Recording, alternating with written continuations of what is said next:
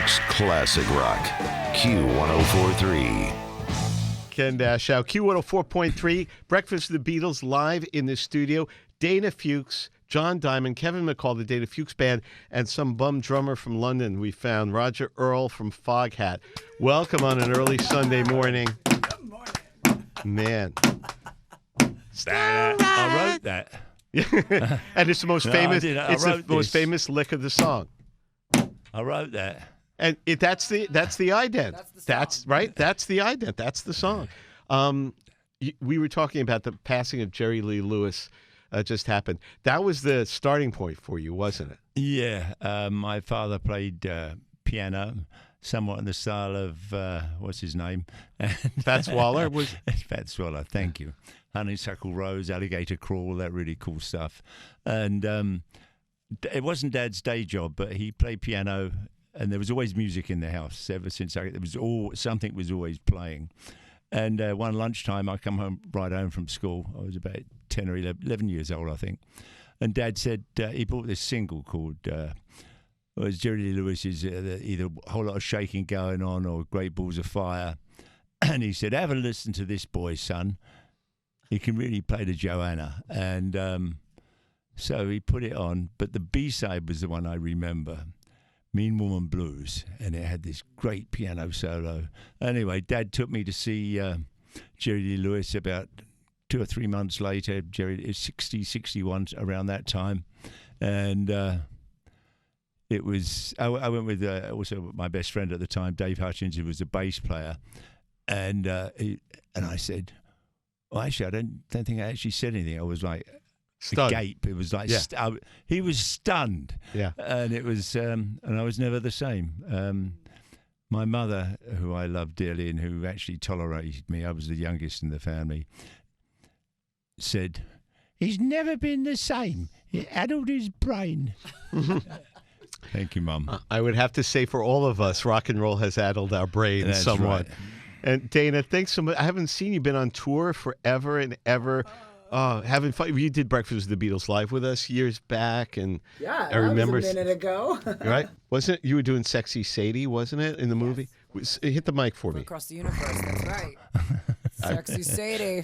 That worked. And the reason these guys are up here, Foghat with special guest Dana Fuchs, December 3rd at the Palladium in Times Square. Get your tickets at Ticketmaster. Foghat and Dana Fuchs, what an amazing combination of soul and blues. Are you guys going to do something together? Are you going to come up and sing with Foghat? Yeah, I hope me. so. Yeah. I'll let a deal work it out with the vocalist. You know, the drummer says, "Oh, whatever you want to do, I'll bang the drum and you sing." Okay, so the thing is, we're all Beatle fans here, and Dana has such Beatle cred from Yes. across the universe. Would you do a Beatles song for us? Want to do something live in the studio? But that's up to Dana. I just bang the box. Okay. He bangs a box. Want to do a Beatles song? Box, I'll sing some Beatles. All right. All right. Oh, Stop. band. No, Stop. Sorry, Let's do it. All right. Stop it. All right. Dana, Roger Earl, Foghat, John Diamond, Kevin McCall, live in the studio at Q104.3. I think you'll recognize this immediately.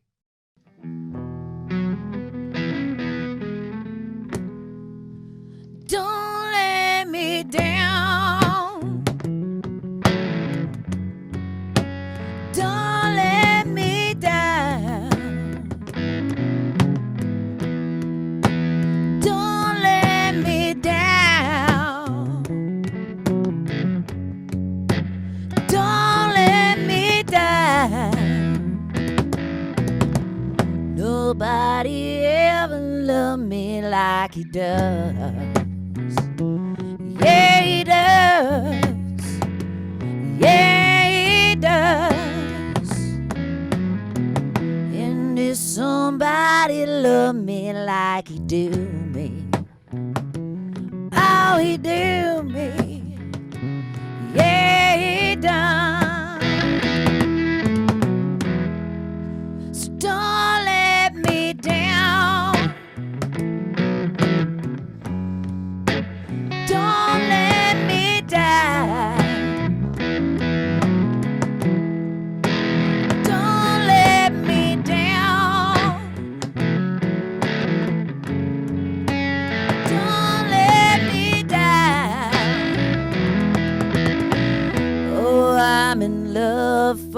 first time. And don't you know it's gonna last, yeah. It's a love that lasts forever. It's a love that has no pain. So don't let me down. Don't let me die. Oh, don't let me down. Don't let me down.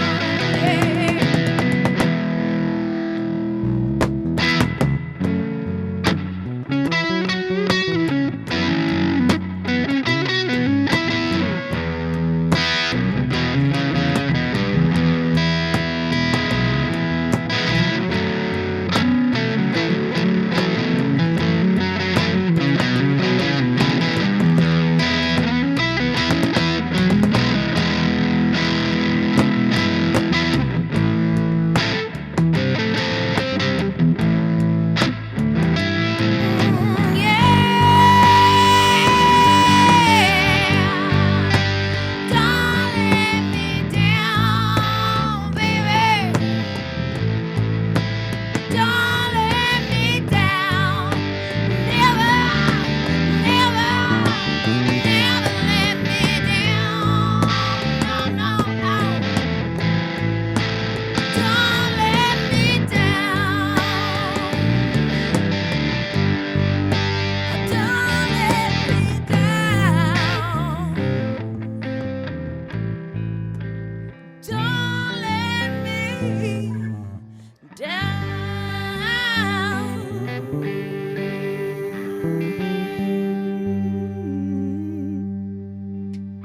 Yeah, that sounded amazing. Oh, thank you. What a great band. And Don't- Roger on the box. It's don't- amazing. Don't let me down. You know what? It's so funny when songs are like sort of pulled apart. And you do it. It's rough and ready here in the studio, but John Diamond, for playing guitar, I realized there's a lot of Little Wing in the sound of the guitar of "Don't Let Me Down." Chord changes and style. Is that crazy of what I'm hearing? Hendrix, you said it. Oh, yeah, go on the mic for a second. Jump in, John. Because when you were playing, I'm hearing a little bit of Little Wing, a little bit of Hendrix. Yeah, Yes? I was, sort of approaching it like an R&B song, and Hendrix was, and all that stuff was essentially like a real great R&B guitar player. So, I mean, Hendrix and Steve Cropper, and hopefully, Those guys. tempt. So, Dana, did you get a chance? You've been on tour forever, Roger. Did you see, the Get Back? Were you able to see any of the documentary, the making Let It Be?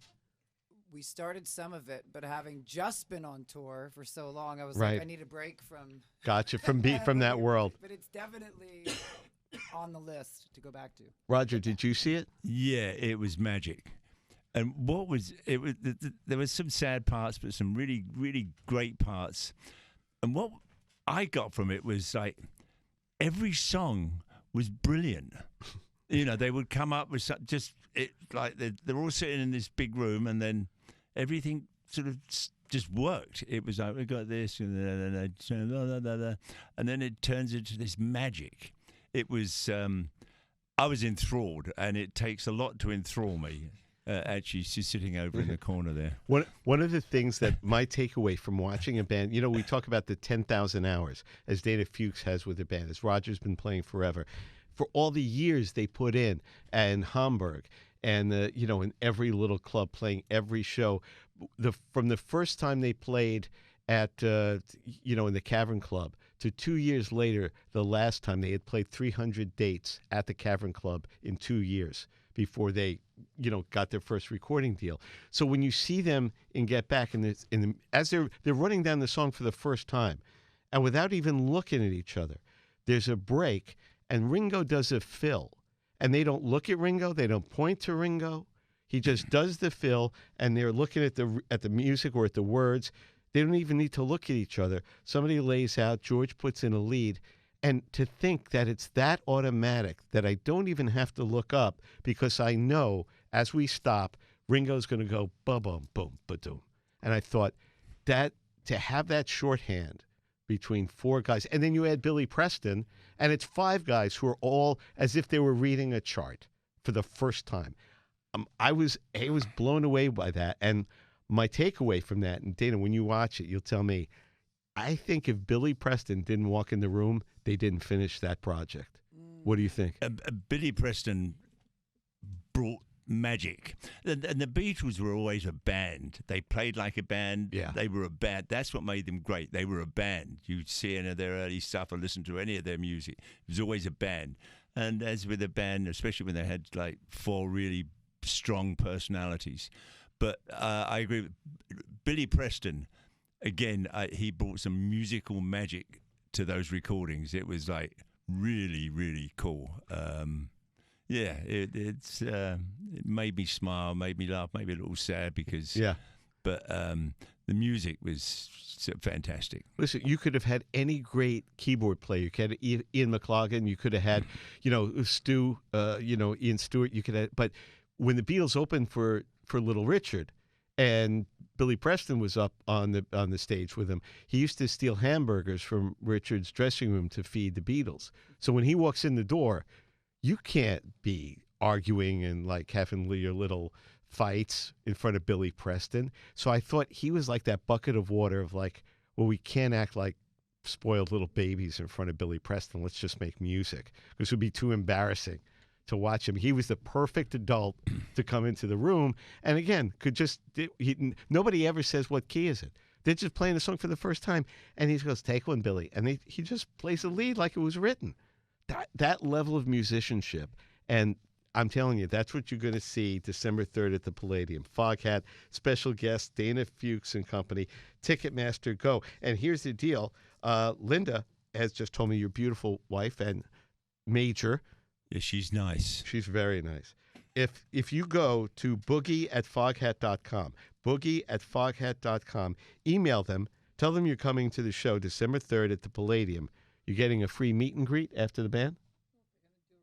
Oh, we're going to do a raffle. I thought you said they were going to give wine away or something. No, we don't give away the Foghat wine. That's too good. No. It is good wine. You get a raffle for a meet and greet. So we'd probably get some more people coming if we gave bottles of wine out. I'm 100% sure of that. December 3rd at the Palladium, Ticketmaster. Don't miss Foghat and Dana Fuchs. Thank you, guys. Thank you. New York's classic rock, Q1043.